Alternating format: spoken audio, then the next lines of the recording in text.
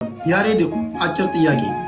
አንድ ሰው ኦርቶዶክስ መምህር የነበረ ሰው ፕሮቴስታንት እምነት ተከታዮኛሉ ቢል አንተ ባለህበት አስተምሮ ይሄ ሰውዬ ይድናል ወይስ አይድንም?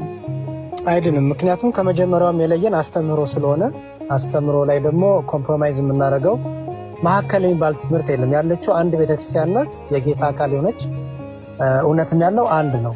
በኦርቶዶክስ አሁን ለምሳሌ በቅርቡ ወደ ፕሮቴስታንት ከፕሮቴስታንት ወደኛ የመጣው ሲመጣ እመን ብቻ አምና አልድናል አላልነው። እኛ አንድ ሰው ወደ ኦርቶዶክስ ሲመጣ አምኖ ከዛ ደግሞ እንዲጠመቅ ከቅዱስ ሚስጥሩ ከስጋው ደግሞ እንዲካፈል እናደርጋለን። ይህን ካላረገ ከምስጢር ካልተካፈለ ጌታን አያገኘውም፣ ጌታን አይለብስም። በማመኑ ብቻ ለምሳሌ አሁን ቴዲ ዛሬ አስተማርነ አይንን ጨፍን እጅህን ወደ ላይ አድርግ በቃ አምኛለሁ ቻው ዳንክ።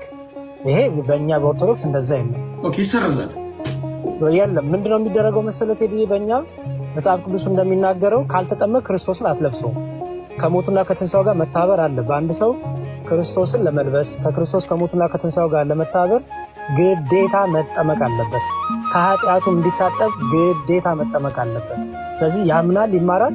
ይሄ በእምነቱ ወደ መዳን ጎዳና ይወስዷል፣ ወደ መዳን ጉዞ ያስጀምሯል። መዳኑ ግን የሚፈጸመው ያመነ የጠመቀ ይድናል ስለሚል ጥምቀትን ቅዱስ ቁርባኑን ወስዶ ድነቱን ይፈጽማል ማለት ነው። ከዛ በኋላ ምንድነው የእኛ ድነናል ስንል እኛ ላዋጣንበት እኛ ያልተሳተፍንበት ከእርሱ ቸርነት የሆነ በስጦታው የሆነ በመስቀል ላይ ቤዛ ሆነ እንደ ብሉይ ኪዳን ሕግ መገረዝ አይጠበቅብንም። አሁን ከኛ የሚጠበቀው ማመን ነው።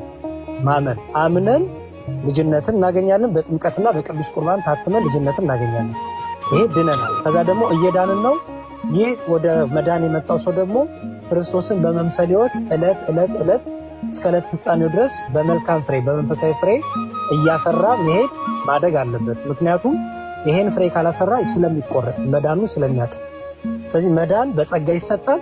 ጸጋውም ጥምቀቱ ነው። ጸጋውም ክቡር ሥጋው ክቡር ደሙ ነው።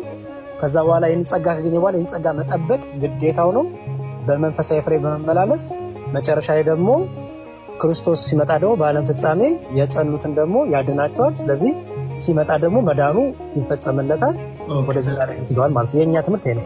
ወደ ሌሎች ከመሄድ በፊት